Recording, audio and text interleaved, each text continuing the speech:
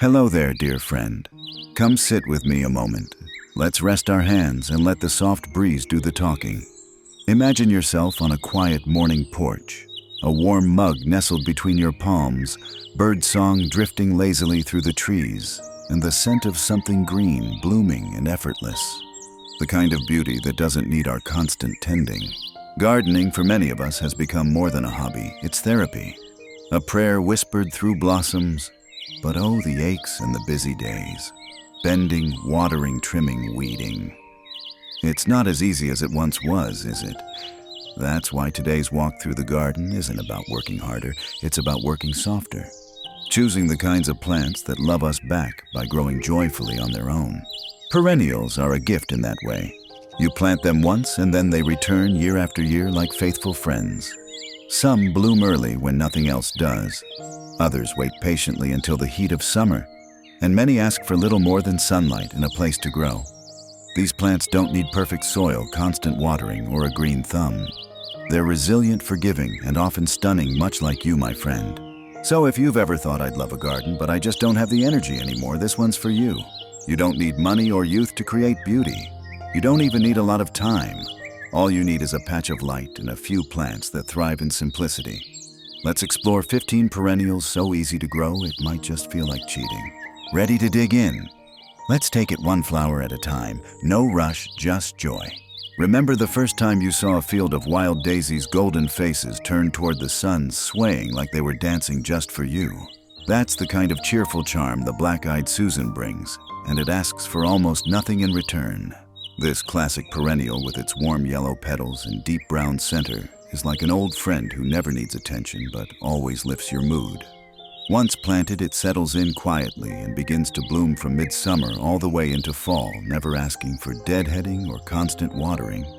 It's hardy in zones 3 through 9, and all it really needs is full sun and average well-drained soil. That's it. No delicate tending, no pampering.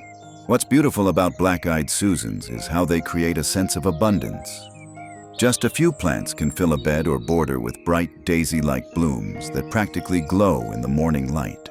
And if you let them go to seed, they'll generously sow themselves for next year.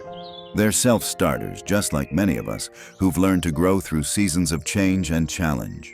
They also attract pollinators, bees, butterflies, and birds, bringing motion and life to your garden without needing any fertilizer or fancy soil amendments.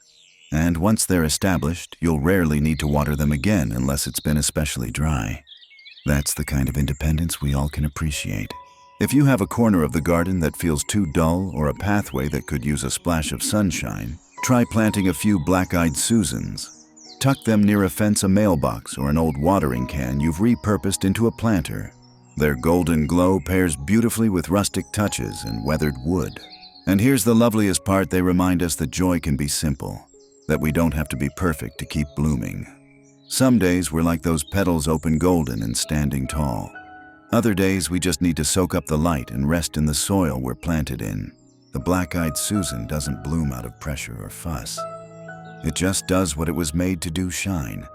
Maybe that's a message we all need now and then.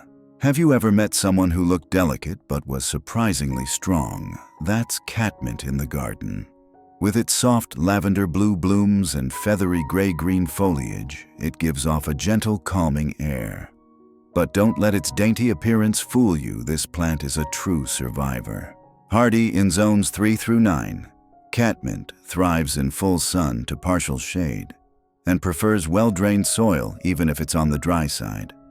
Once it settles in, it asks for almost nothing, no constant trimming, no special feeding, and very little water. It's the kind of plant that handles life quietly and gracefully, even in tough spots. One of the most charming varieties is called Walker's Low.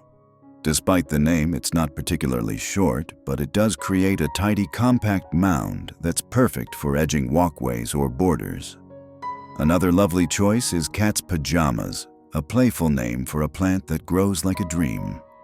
These varieties bloom for months, not days, not weeks, but months. And their subtle scent brings a soft herbal fragrance to the air every time you brush past. If deer and rabbits have been nibbling their way through your garden, catmint might just be your solution. Its aromatic leaves are not to their liking, which makes it a quiet hero for those of us who've battled critters in the flower beds. Catmint looks especially lovely, planted beside stone paths or near a garden bench. Imagine sitting there in the evening light, the warm breeze carrying its calming scent, and bees gently drifting from flower to flower. Its peaceful, resilient, and unassuming qualities many of us have come to value in this season of life. You don't have to fuss with catmint. In fact, it prefers you don't. Let it sprawl a little. Let it breathe. If you want, you can shear it back lightly after the first flush of blooms to encourage more flowers, but you don't have to. It'll bloom again anyway. In a world that often asks for too much, catmint reminds us that beauty doesn't have to be loud or high maintenance. Sometimes the strongest things wear soft colors and grow steadily in quiet places. Think back to a childhood summer, maybe a field near your house or a roadside ditch glowing with wild blooms that seem to thrive without anyone planting them. That's the spirit of the coneflower, also known as echinacea. Rugged, bright, and ready for anything. Hardy in zones 3 through 9. Coneflowers are the kind of perennial that make you look like a master gardener, even if you forgot to water them. They adore full sun and tolerate poor or dry soils with ease. In fact, they seem to grow better when left alone. Once they're rooted, these beauties don't need fussing, no staking, no fertilizing, and very little watering unless the weather's been especially harsh. While we used to only see coneflowers in classic purple, today's varieties are bursting in sunset tones, warm oranges, vibrant pinks, sunny yellows, and even some dreamy greens. Their raised centers and downward petals create that familiar wildflower look, and they add height and structure to garden beds standing tall with pride and purpose. But it's not just about looks. Coneflowers are a haven for pollinators. Butterflies adore them in summer, and if you leave the seed heads on through fall, goldfinches and other birds will visit often. It's like planting a quiet invitation for wildlife to stop by, no extra work required. One lovely way to enjoy coneflowers is to mix them among grasses, sedums, or ornamental herbs.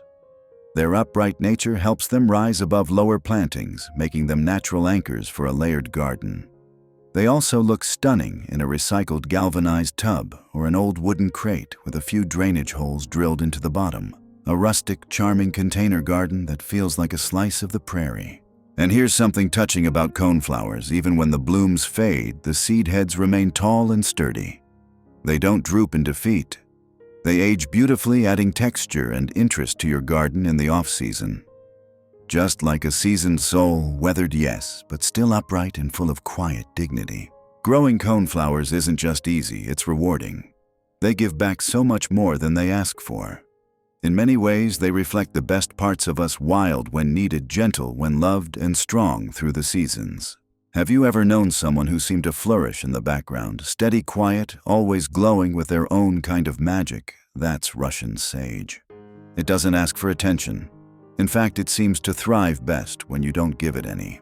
Hardy in zones 4 through 9. Russian sage is the plant for anyone who forgets to water or just can't be bothered with garden chores every weekend. It adores full sun and dry, well-drained soil, the kind that other plants might complain about. But this one, it leans into it. No fertilizer, no fuss, and very little water once it's established.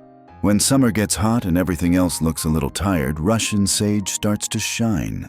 Wispy stems topped with clouds of soft lavender blue flowers stretch upward, giving your garden a dreamy, meadow-like feel. Its silvery foliage adds lightness and texture, especially beautiful next to stone paths or weathered wood. It's one of those plants that doesn't just grow, it glows. And oh, the movement. The long, airy stems sway in the breeze like a ribbon, casting shadows and catching sunlight. It's soothing to watch, like waves in a gentle sea. Bees adore it. Butterflies come calling. But deer and rabbits, not interested. That's another gift it brings to the garden. You can plant Russian sage behind lower flowers to give height and softness to your beds, or use it as a backdrop against a fence or trellis. And if you have an old watering trough or a cracked terracotta pot, give it new life by planting a few Russian sage starts inside. Let them spill over the sides like lavender mist. Pruning is simple, just cut it back in early spring once the frost is gone. That's it. It'll come roaring back with fresh growth and grace. There's no rush with this plant. Like many of us, it prefers a slow and steady rhythm. And maybe that's the quiet wisdom of Russian sage, that beauty doesn't come from perfection or constant effort. Sometimes it blooms best in forgotten places, in soil that's seen better days, under skies that ask for patience. Russian sage doesn't just survive, it thrives. And in doing so, it reminds us that we too can blossom in seasons of simplicity. Do you remember those childhood walks along gravel roads or rocky hillsides where the toughest little plants seemed to grow right out of the cracks? That quiet defiance, blooming without comfort, is exactly what sedum brings to the garden. Also known as stone crop, sedum is hardy in zones 3 through 9 and is one of the most forgiving perennials you can grow. It loves full sun and tolerates almost any kind of soil, including sandy, rocky, or poor ones, as long as it drains well. That's the one rule it lives by: keep its feet dry. What makes sedum special is that it's a succulent. That means it stores water in its thick leaves, giving it the ability to survive even the driest spells without a complaint. You could forget about it for weeks, and when you return, it'll still be standing there, neat, plump, and quietly preparing to bloom. There are many varieties to choose from, but one favorite among gardeners is Autumn Joy, a soft green plant that starts blooming in late summer with large clusters of pink flowers that gradually deepen into coppery tones as fall arrives. Others, like the Sun Sparkler series or Firecracker, offer more vibrant foliage in reds and limes that brighten up your garden even when not in bloom. Sedum looks lovely in borders, rock gardens, and containers. You can plant it in an old stone bird bath that no longer holds water, or line a row of cracked teacups along a windowsill and tuck in a few small cuttings.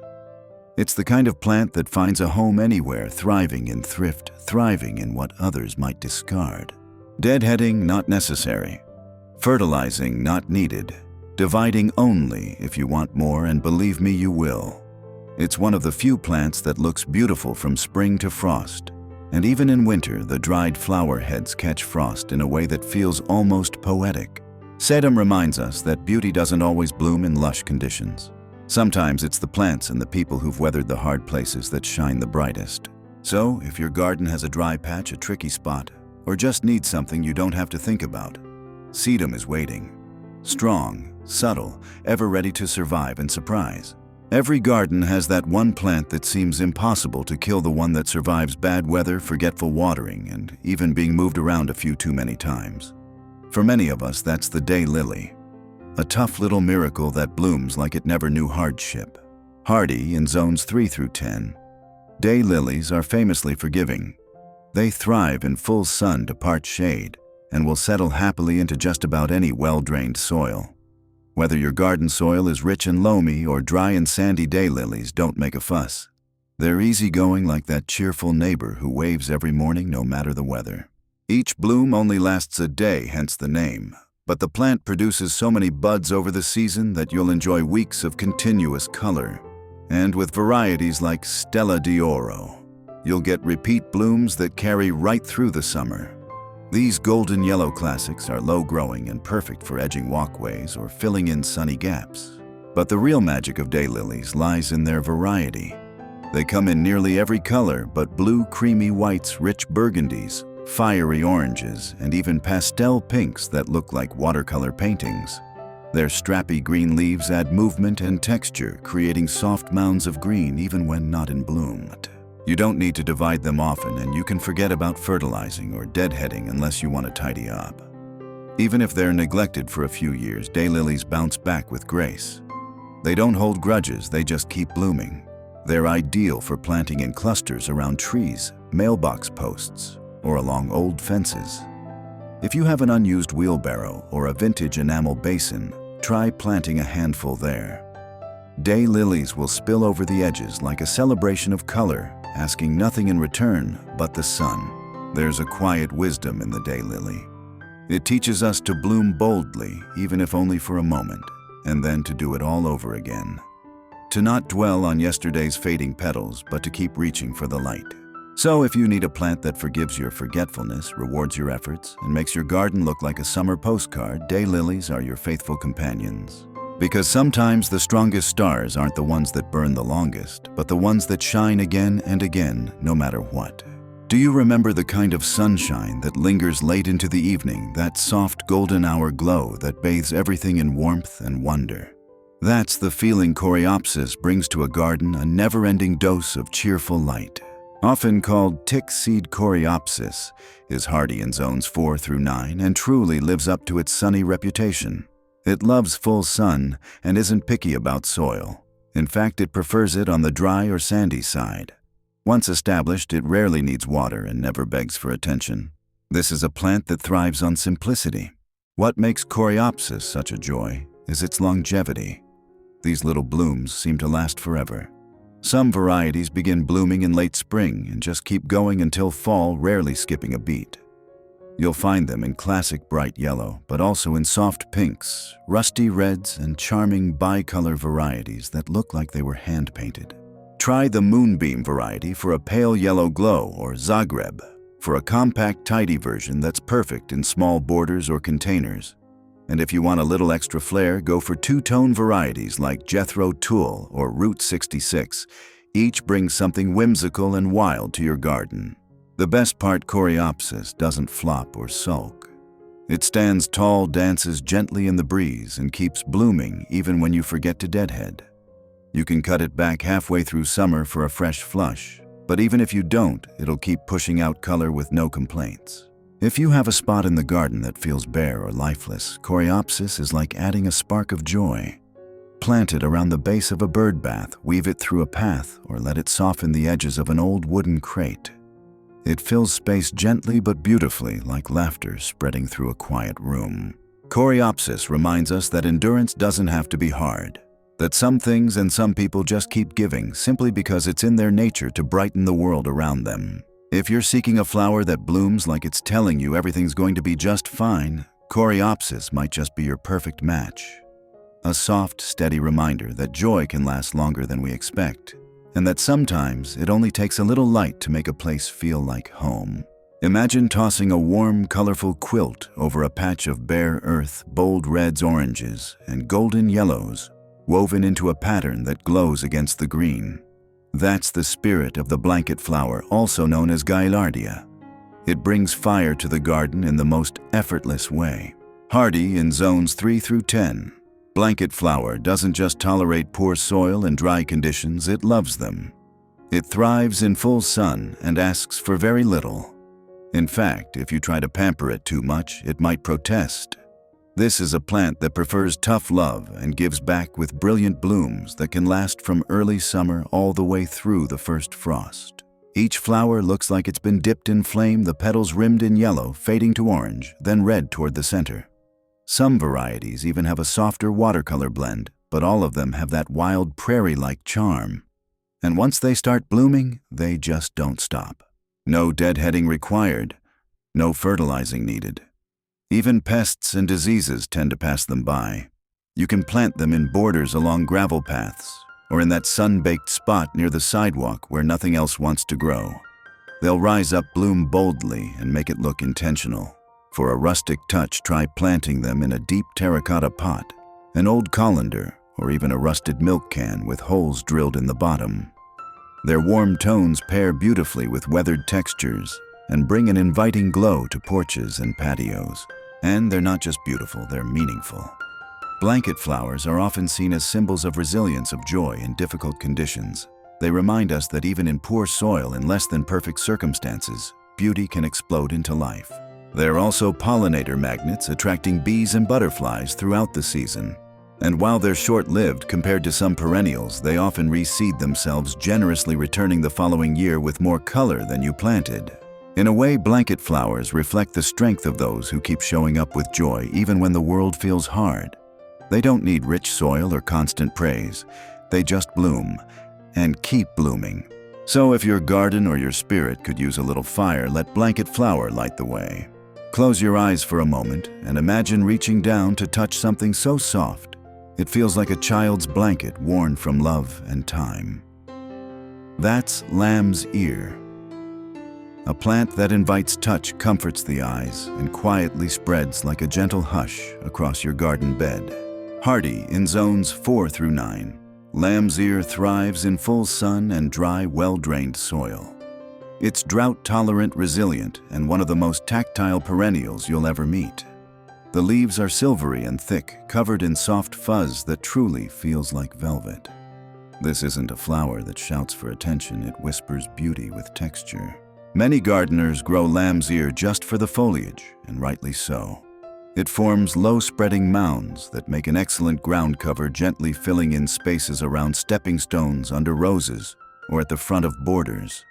It adds brightness, softness, and a sense of calm to areas that feel too sharp or too dark. But it has another secret. In late spring to early summer, lamb's ear sends up tall, fuzzy flower spikes topped with tiny purple blooms that attract bees and create a soft, vertical rhythm. They don't last forever, but their presence adds charm, especially in a cottage-style garden. If you prefer the clean look of the leaves alone, you can always trim the flower stalks early and the plant will remain lush and low. Lamb's ear is perfect for repurposed planters too. Try it in an old drawer painted white and propped at an angle in the garden, or let it spill over the edge of a broken teapot anywhere it can catch the light and invite a curious hand to reach out. And here's a tender truth: lamb's ear is not just for the eyes. It's soothing to the soul. There's something healing about its softness, especially for older hands that may be arthritic or tired. Just brushing against it feels comforting, like nature giving you a small kindness. It's evergreen in warmer zones and often comes back reliably each spring in colder ones, requiring almost nothing to keep it happy. It prefers being left alone, doesn't mind being dry, and doesn't crowd out other plants. Lamb's ear teaches us that presence doesn't always mean power. Sometimes the gentlest things leave the deepest impressions: a soft word, a calm evening, a velvety leaf. Let it remind you, friend, that beauty can be felt as much as it's seen. And sometimes the most comforting parts of life are the ones that grow quietly underfoot. Have you ever walked through a field and brushed your hand across something feathery, wild, and sweet-smelling that was likely yarrow, one of the oldest healing plants known to gardeners and grandmothers alike?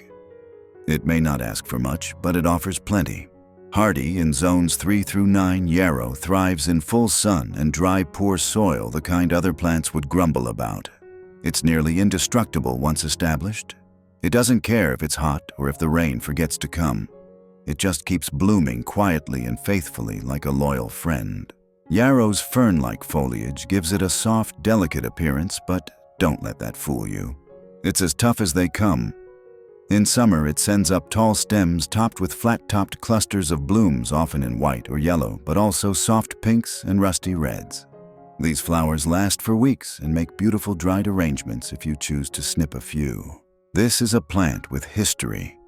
In folk medicine, yarrow was used to stop bleeding, heal wounds, and calm the heart. While we grow it today more for beauty than bandages, there's something soulful about tending a flower with such a long legacy of care. Plant yarrow in the wilder corners of your yard, along fences, near gravel paths, or in open sunny spots that don't get much attention. You'll be amazed how it takes root and fills space with grace. It's perfect for cottage gardens, naturalized meadows, or even tucked into a recycled watering can or leaky barrel.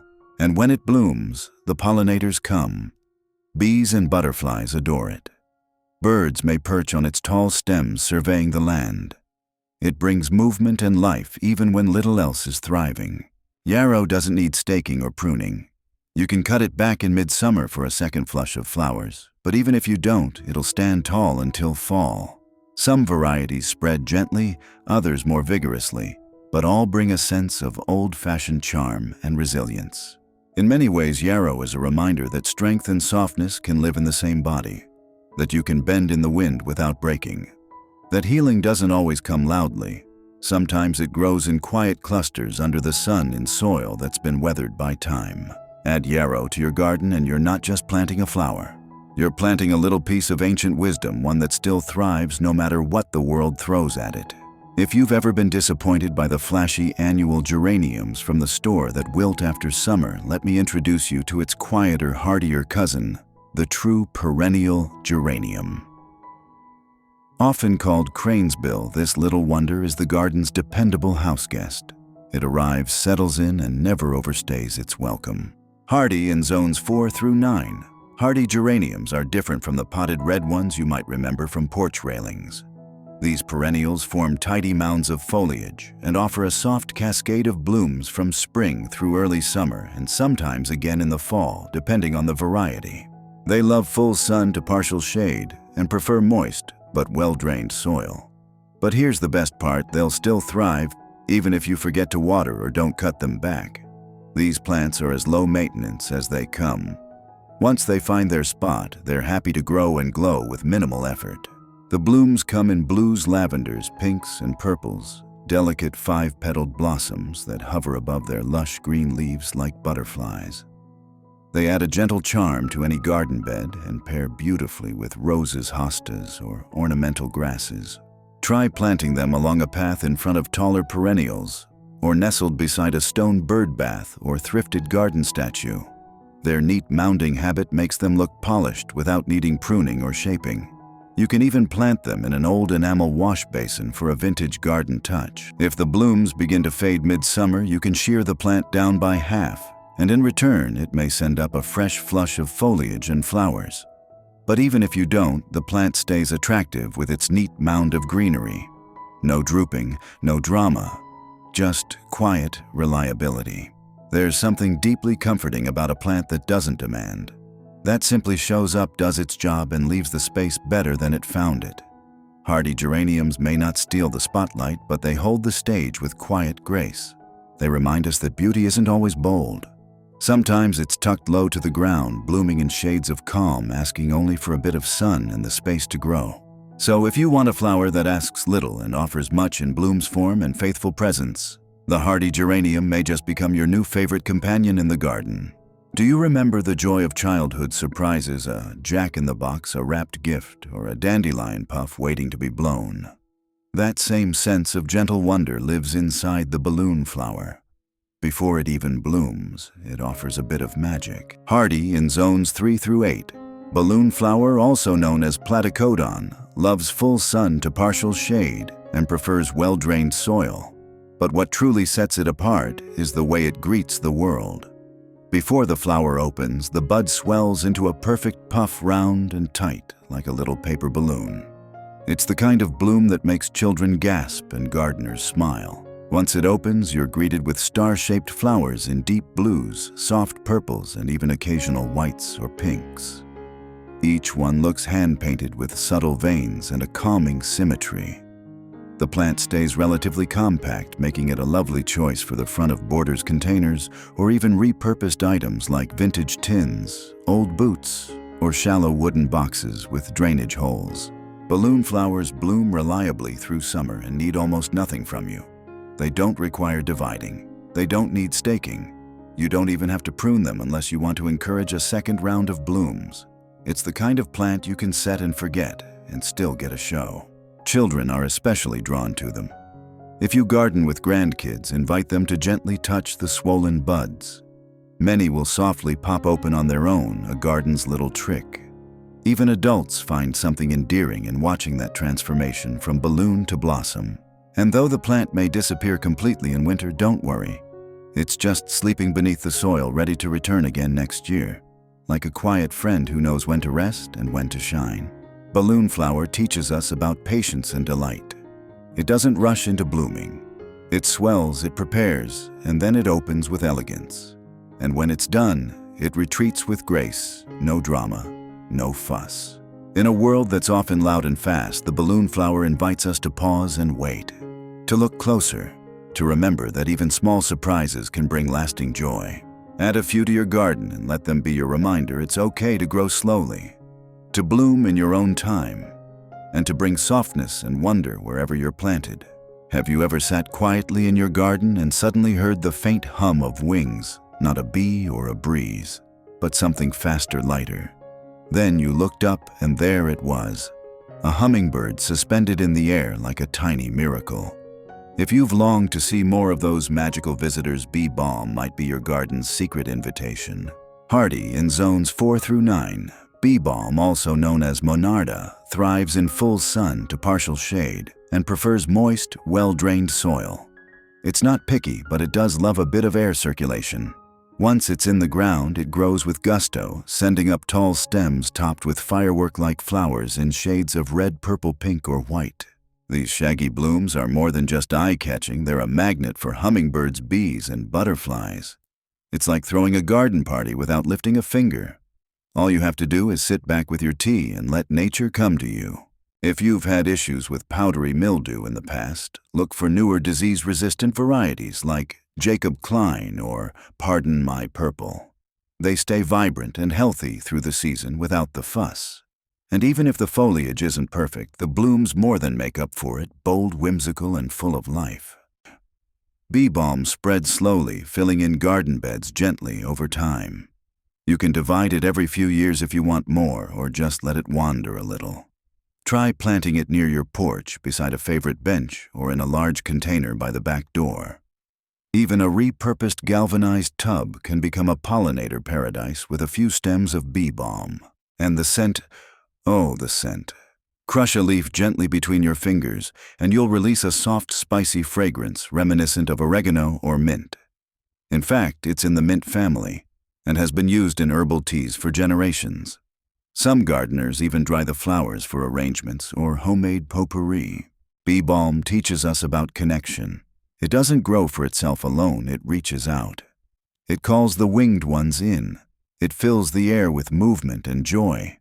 And it does so with wild hair and color, unbothered by tidiness or perfection. In a time when the world feels more distant, this flower brings company. It reminds us to stay open to share what we have, and to keep our arms and petals outstretched toward life. Some plants bloom with loud colors and bold shapes begging for the spotlight. But others paint with leaves subtle, rich, and endlessly varied. Coral bells, also known as haushera, is that kind of artist. It turns your garden into a living canvas, one leaf at a time. Hardy in zones 4 through 9, coral bells thrive in partial shade and moist, well-drained soil.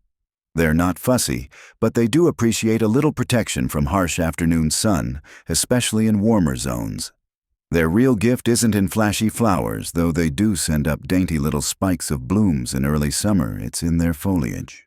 The leaves come in a breathtaking array of colors: smoky plum peach, copper chartreuse, deep burgundy, rose pink, even almost black. Some are veined with silver or splashed with contrasting tones. The shapes vary too, some ruffled, some smooth, and all of them make your garden feel curated and calm. Coral bells are low-mounding, which means they stay close to the ground, gently filling in the spaces between taller plants. They're ideal for layering. Place them under roses, beside hostas, or along the edge of a shady path. If you have a weathered wooden crate or an old enamel bowl that no longer holds soup, fill it with soil and plant a mix of coral bells for a miniature foliage bouquet. And while their flowers may not steal the show, pollinators still love them.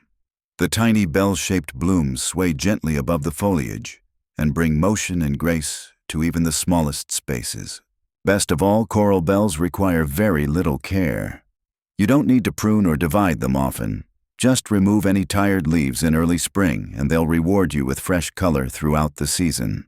Some varieties are evergreen in milder climates, staying beautiful even through light snow. There's something meditative about a garden filled with leaves that glow in morning light or shimmer with dew. Coral bells give your space depth and warmth without needing attention or applause. They remind us that beauty doesn't always bloom. Sometimes it grows quietly, leaf by leaf. That color isn't just for petals, and that maturity, like foliage, can deepen into richness you never expected. So if your garden needs a touch of elegance, a soft breath of color that doesn't come and go, let coral bells paint your world. They'll be there day after day, a steady reminder that quiet beauty has its own kind of power. Picture this: it's late winter. The sky is pale, the trees are bare, the soil lies still and cold. And just when everything seems asleep, something stirs. A small, determined flower pushes through the frosty ground, blooming when almost nothing else dares to. That's Hellebore, also called Lenten rose. A quiet miracle in the garden, hardy in zones 4 through 9. Hellebores prefer partial shade and rich, moist, well-drained soil. They're not fast, they're not showy, but they're dependable. Once established, they return year after year, blooming in late winter or very early spring, often while snow still dusts the earth. The blossoms nod modestly in hues of dusky rose, creamy white chartreuse, or even near black. Some are speckled, others are double-petaled.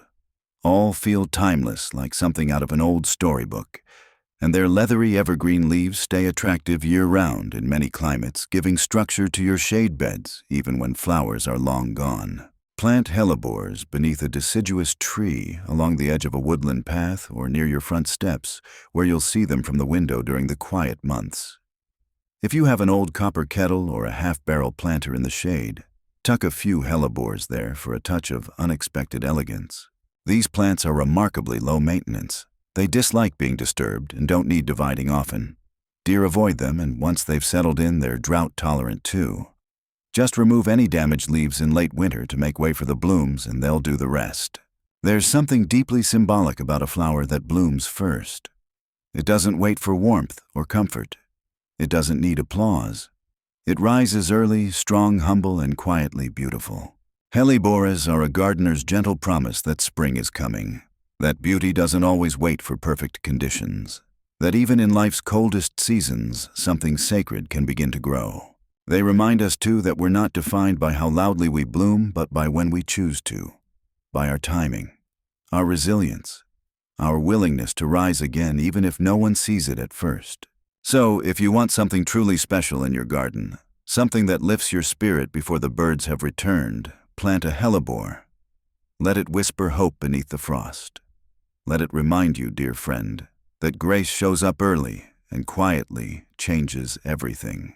So here we are, dear friend T, cooled beside us, birds still softly singing and the sunlight reaching long across the yard. We've wandered through a garden of gentle warriors, perennials that don't need pampering or perfection, just a bit of earth and your quiet companionship. Isn't it something how each of these plants mirrors something in us, black-eyed Susan, ever bright and resilient. Daylilies returning again and again, even when neglected. Coral bells painting beauty not with blossoms, but with the quiet depth of leaves. And hellebores rising through the cold to remind us that new life begins even in hard seasons. These aren't just plants. They're teachers, companions, little reminders that even as our pace slows, our creativity doesn't have to. That beauty doesn't ask for energy we no longer have, just presence, gentleness, and maybe a little sunlight. You don't need to chase a magazine-perfect garden. You don't need raised beds, the latest tools, or the strength to dig for hours. You need heart, you need vision. And with these easygoing perennials, you can create a garden that blooms while you rest. One that offers joy season after season with very little asked in return. So let your garden become a story of second chances, where old teacups become planters, rocky soil becomes home, and every forgotten corner has a chance to come alive. Let it grow itself. Let it soothe you. Let it show you that even now your hands can bring forth beauty. Which one of these lovely companions spoke to your soul today? Are you already picturing Russian sage beside your path? Or perhaps a patch of blanket flower near your mailbox? I'd love to know. Share your dreams in the comments, and if you haven't already, do subscribe for more gentle inspiration and practical magic. Until next time, dear friend, may your days be soft, your blooms be bright, and your hands always find joy in the soil. Happy gardening.